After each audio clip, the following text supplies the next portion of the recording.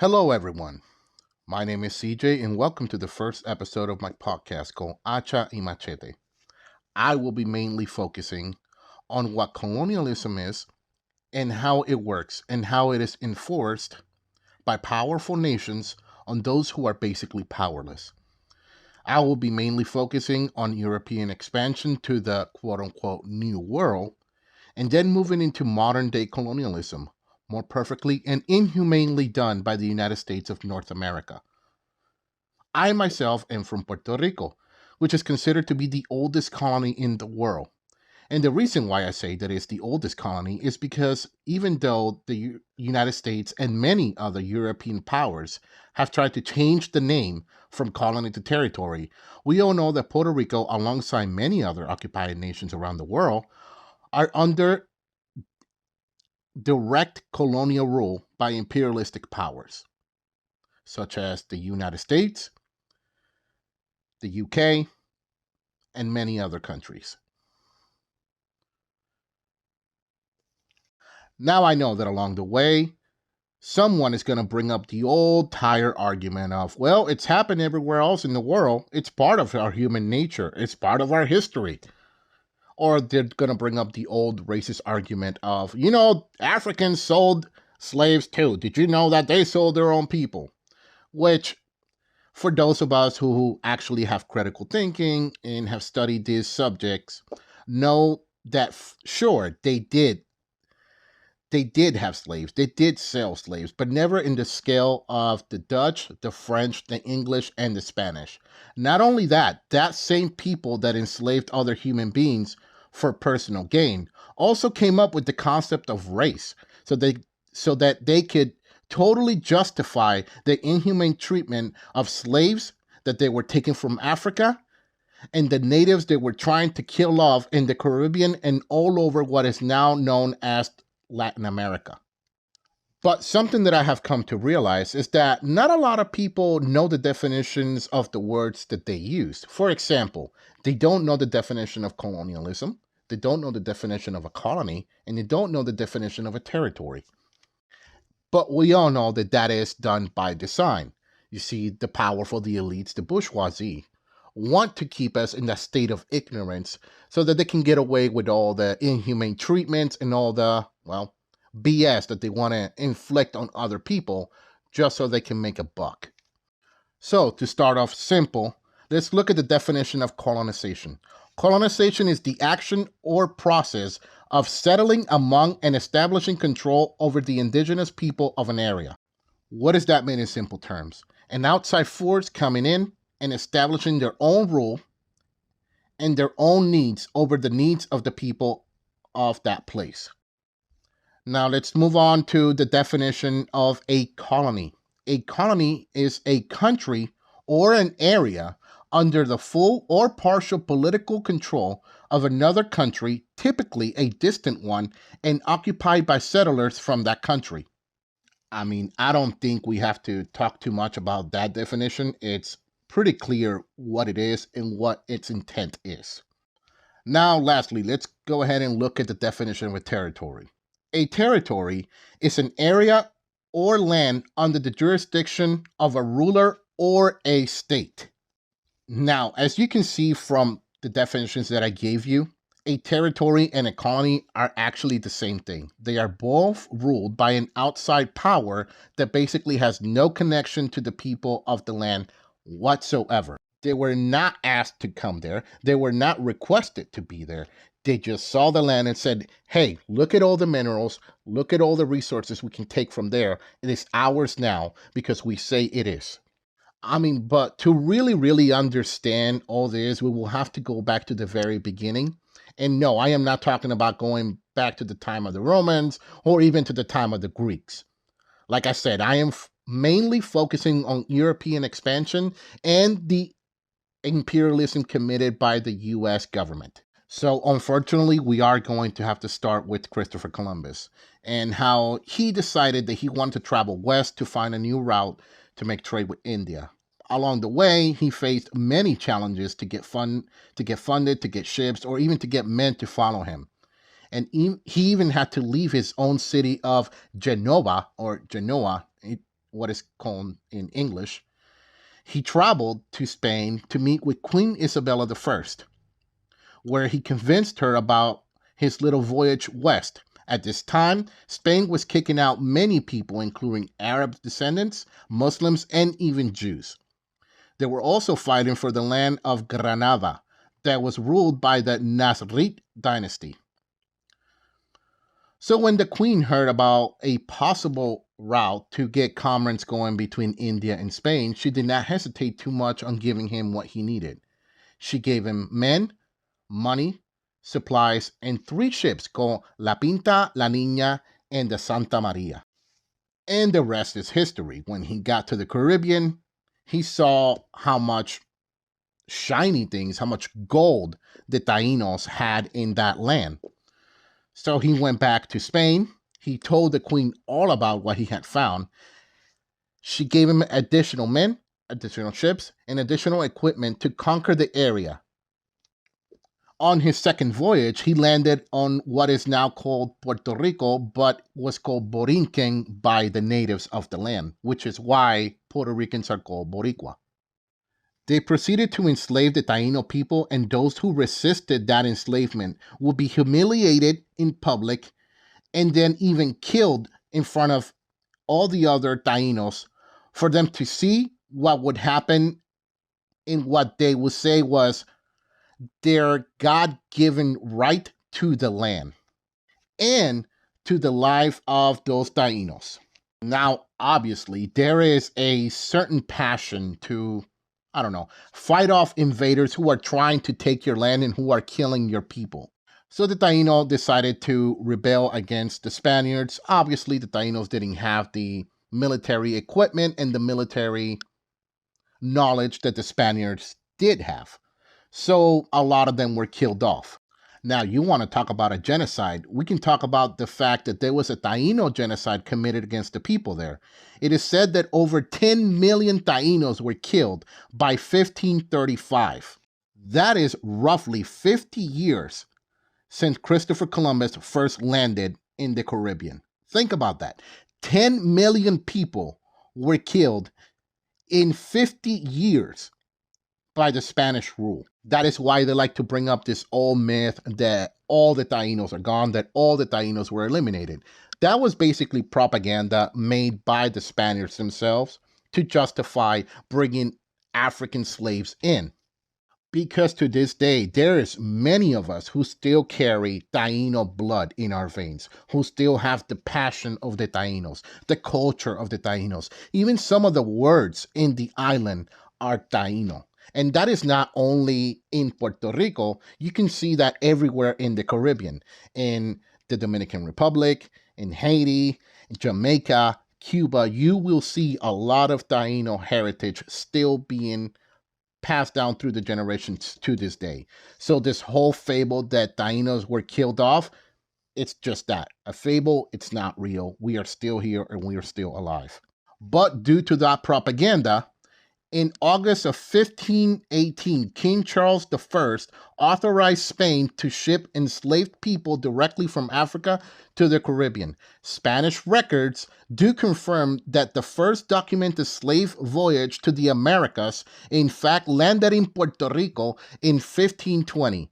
Records also show that between 1560 and 1850, about 4.8 million enslaved people were transported to Brazil, and 4.7 million were sent to the Caribbean, and at least 388,000, or 4%, of those who survived the Middle Passage arrived in the Americas. So just imagine the carnage, the murder, the burning of villages, the raping of women, some of them as young as 10 years old, who then were sold as sex slaves, not only in Spain, but all over Europe as well. Imagine you're a young boy playing with your friends in Boriken, and all of a sudden you look out into the horizon and you see giant canoes. That's what they will call them, giant canoes coming at you. All of a sudden you see a bunch of well-armed, shiny-looking dudes ripping everything you had apart. And you have no other choice but to run up to the mountains, the place where you have been playing with your friends. And you have to grow up by yourself. You build villages. You take in the African runaways. And you start building communities just so that the Spaniards can find you and do the same thing over and over and over again.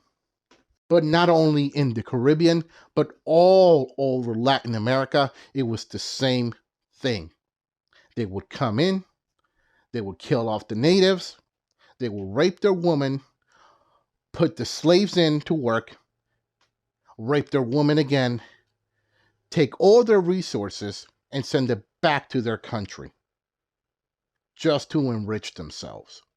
The Spaniards even decide to make their own system based on class, race, and skin color. And depending on how much Spaniard blood you had in you, quote unquote, you have more rights. And the less Spaniard blood you had in you, meaning the more color you had in you, you had less rights. Less rights to work, less rights to own land, less rights to vote, less rights to every single thing that a white Spaniard had the rights to.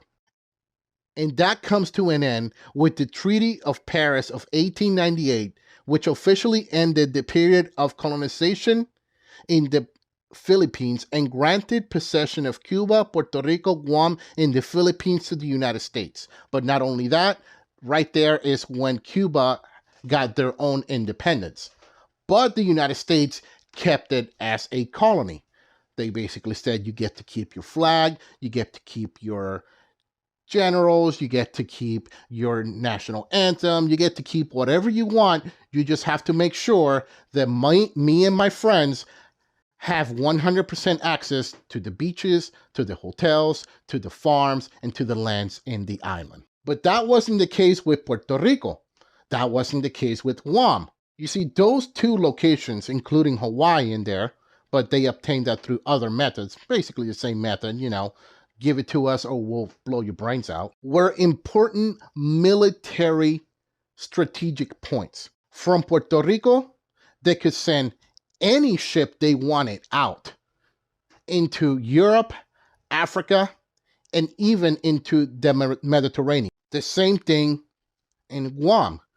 They can control the Pacific by having that military base alongside Hawaii, which is exactly what they did in Puerto Rico. You see, for the first 50 years that the United States were there, we were under a military dictatorship. They were military governors. The people didn't choose them. The people didn't elect them. They were appointed by the U.S. government to watch over the interest in the island. And what interests were those? The coffee and the sugar.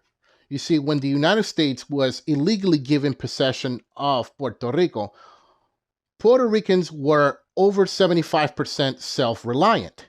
We had a very, very small need to import or export. Everything we needed was there on the island for us.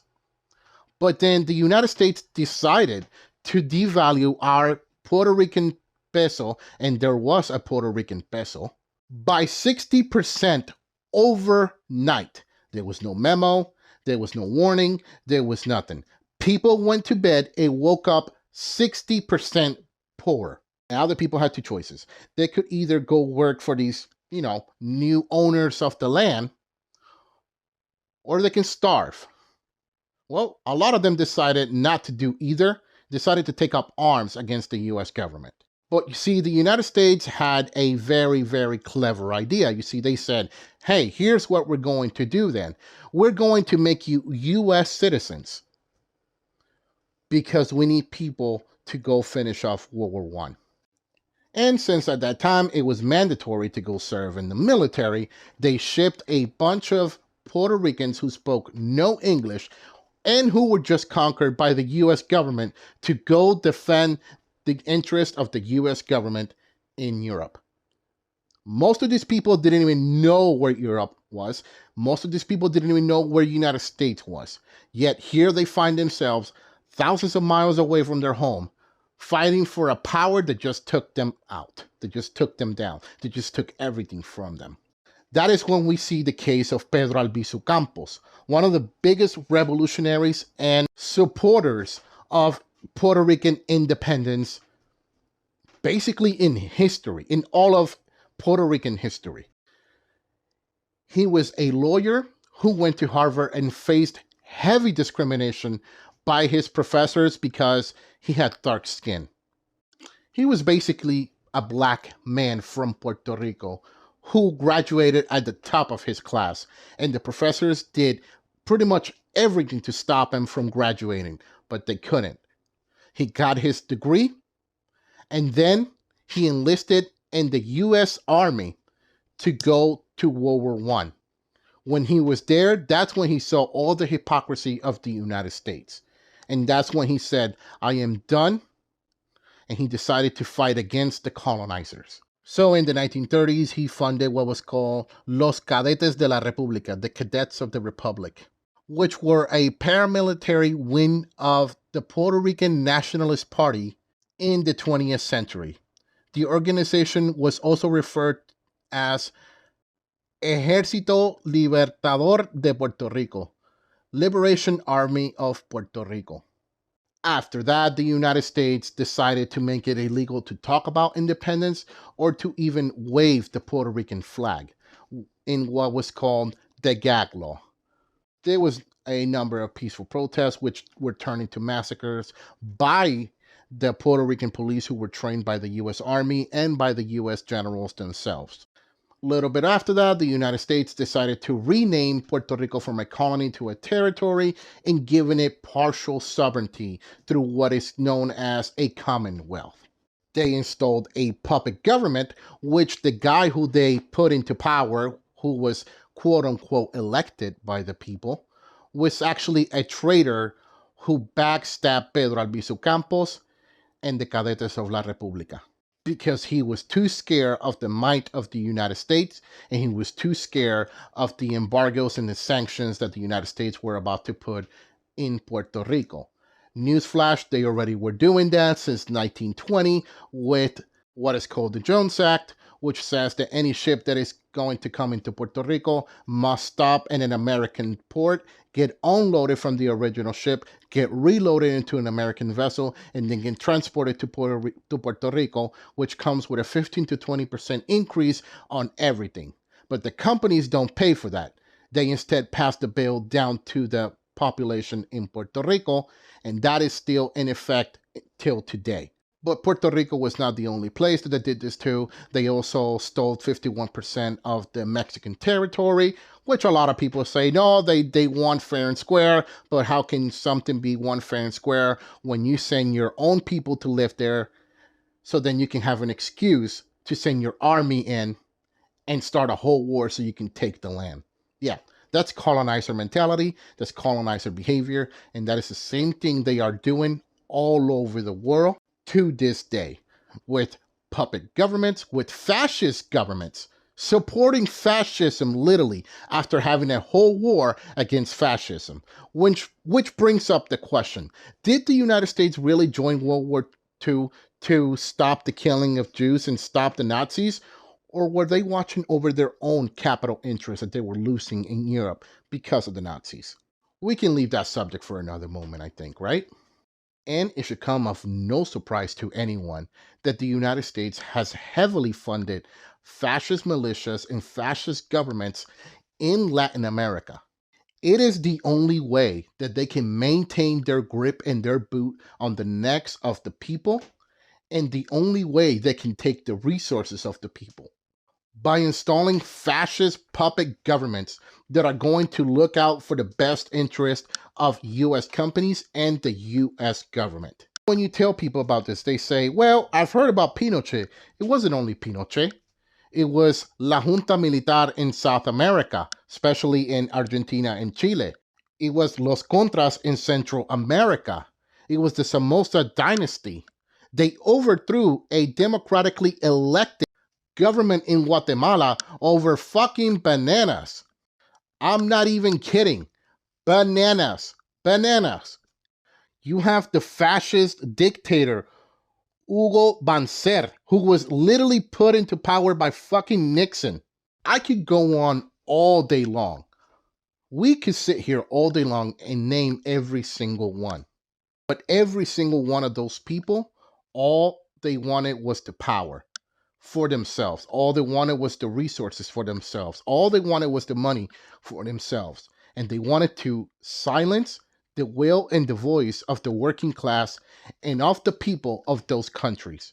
You see, because the United States government wants to present itself like the shining armor of democracy on the world, when we all know that living in the United States does not mean you are free, especially if you're a person of color, especially if you're black, especially if you're Latino, especially if you're a member of the LGBTQ+. I mean, think about it. We have to pass laws to make sure that the government, the police, and other people don't treat us like animals.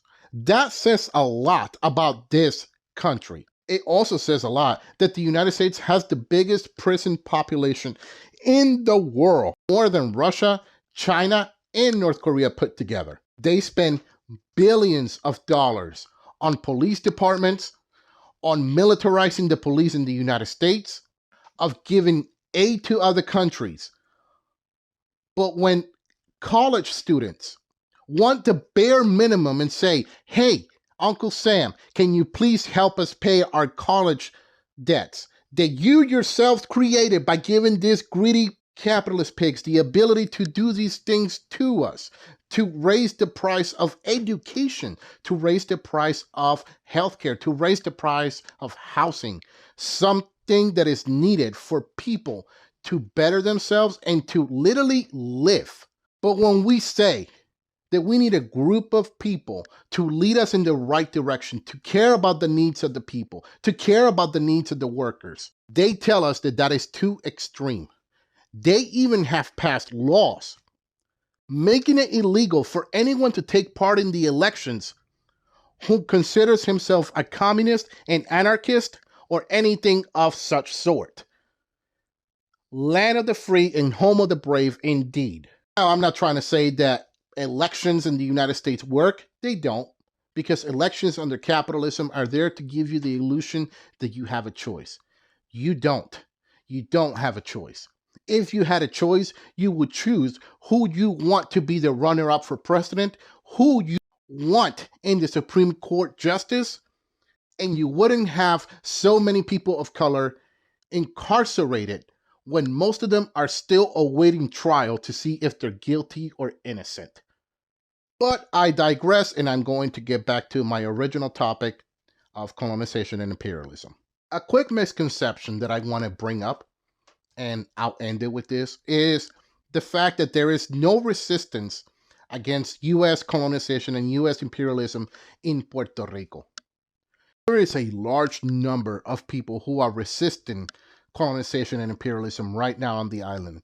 Not only through physical violence, which there is a lot. What do you expect when you colonize the crap out of people and make them basically live in starvation? And no, I am not exaggerating. It is literally almost $10 a gallon of milk on the island. Yet the minimum wage is of $8. So if you work 2 hours in Puerto Rico, you literally only have for a gallon of milk and a loaf of bread. You're lucky if you can afford to even buy a fucking chicken with that salary. So how do people resist? Well, it's not only through physical encounters. It's not only through demonstrations in the street, which there is a lot. There is a lot. But also through the resistance of cultivating their own food and providing services for the community by taking back abandoned buildings that were closed down due to the policies of the United States Board of Directors, which was appointed by the US government to watch over the finances, the legislations on the island, where the money is going to be spent, how it's going to be spent, and to pay back the supposed debt that we have of over $70 billion with the United States. Debt that could have been paid already had it not been for the Jones Act being activated, which has stolen over $600 billion of our economy. That debt could have been paid a long time ago, at least 3 times over, if it wasn't for the fact that the United States likes to keep the boot on our necks so that we could not pay back the debt and they can come in and take all our resources and all of our land and then sell it to wealthy colonizing billionaires like Logan Paul, his brother, and all the other white colonizers who are taking over the land, building giant walls around their fancy, nice houses, and keep the poor people outside because they don't feel safe there with those people around. But there is a resistance. There is a resistance everywhere, not only in Puerto Rico, but also in Dominican Republic, in Haiti, in Jamaica, everywhere, in Latin America, everywhere in the Caribbean, everywhere in the Middle East. There is a communist resistance. There is a leftist resistance to colonialism and to imperialism. And they know that the only way to stop us is by trying to discredit us or by trying to assassinate us. And they have done it in the past, and they will do it again and again and again until things change in the USA. And I mean, really changed, not this liberal version, not this social democracy or democratic socialism, not the squad, not Bernie Sanders. It has to come through direct revolution, through direct action. But all this effort they put into silencing us and stopping us lets me know one thing and one thing only. They are scared of us, and they know that if they don't discredit us or assassinate us, we will win. Until next time, take care of each other. Y viva la revolución.